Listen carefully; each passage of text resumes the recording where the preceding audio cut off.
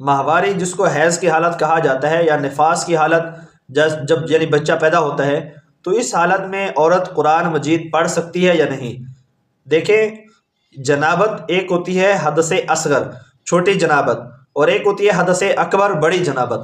تو جو چھوٹی جنابت ہوتی ہے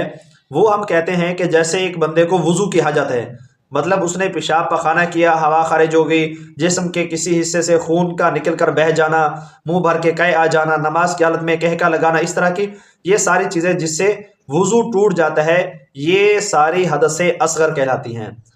تو حدث اصغر سے پاکی حاصل کرنے کا طریقہ یہ ہے کہ وضو کر لیا جائے اور وضو کے ساتھ نماز پڑھ لی جائے، تو یہ پاکی کا طریقہ ہے حدث اصغر سے، یعنی چھوٹی ناپاکی سے پاکی کا طریقہ وضو ہے۔ اور جو بڑی ناپاکی ہوتی ہے، جیسے ایک بندے کو غسل کی حاجت ہوتی ہے، رات کو سوتے ہوئے خواب کی وجہ سے اس کو غسل کی حاجت ہوگی، یا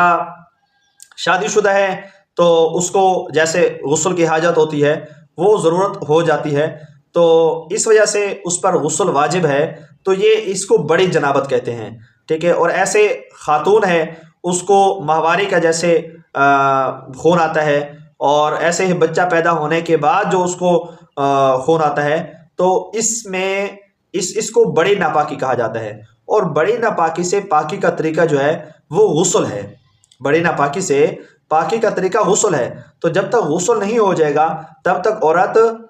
پاک نہیں ہوگی، مرد جنب بھی پاک نہیں ہوگا جب تک غسل نہیں کرے گا۔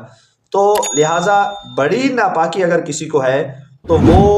غسل کیے بغیر، یعنی پاکی حاصل کیے بغیر اس کا قرآن مجید کی تلاوت کرنا درست نہیں ہے۔ وہ چاہے بغیر چھوئے قرآن مجید کو پڑھنا چاہے تو تب بھی اس کے لیے اجازت نہیں ہے۔ وہ قرآن مجید کو بغیر دیکھے خالی زبان سے الفاظ ادا کر کے